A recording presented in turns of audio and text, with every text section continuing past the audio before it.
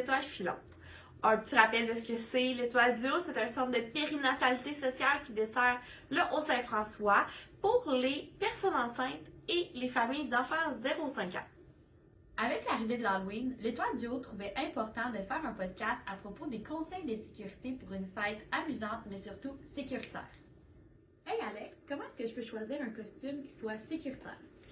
En fait, on peut y aller avec des déguisements où est-ce que la couleur est plus vive. Si, par exemple, on a une sorcière, on peut venir mettre des bandes réfléchissantes.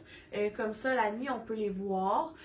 Si les enfants se promènent en vélo, trottinette, etc., on peut venir aussi mettre des bandes réfléchissantes sur les petits moyens de transport. Par la suite, on évite les déguisements trop longs qui traînent par terre, donc pour éviter des accidents. Et on évite d'être proche des flammes et des chandelles. Aussi, on suggère d'utiliser du maquillage plutôt qu'un masque. Okay. Amy, est-ce que tu as des conseils pour nous là, pour la collecte de bonbons? Oui, absolument. Donc, en premier, on encourage vraiment de circuler sur les trottoirs. Donc, pas dans le milieu de la rue. On encourage aussi les parents à prévoir un itinéraire qui fait passer les enfants d'un seul côté de la rue, puis sur l'autre pour éviter de traverser.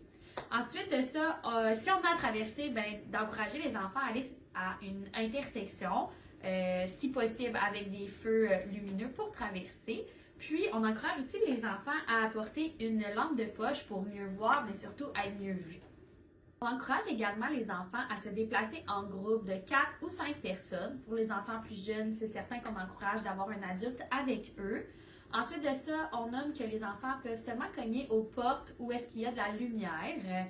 Ça montre que les personnes sont volontaires de remettre des bonbons. Puis, c'est important de délimiter les endroits, les limites où est-ce que les enfants peuvent se rendre dans le quartier, dans le village, par exemple. On arrête au bout de la rue et on revient. C'est important de s'assurer aussi qu'ils respectent les heures allouées pour la collecte de bonbons. Et pour la sécurité au niveau des bonbons? Pour débuter, lorsqu'on fait la collecte de bonbons, c'est important de, quand on frappe à la porte, on attend à l'extérieur. Donc, on n'a pas besoin de rentrer à l'intérieur là, pour garder une certaine sécurité. Par la suite, votre rôle en tant que parent, c'est de faire un petit triage des bonbons lorsque la collecte est terminée.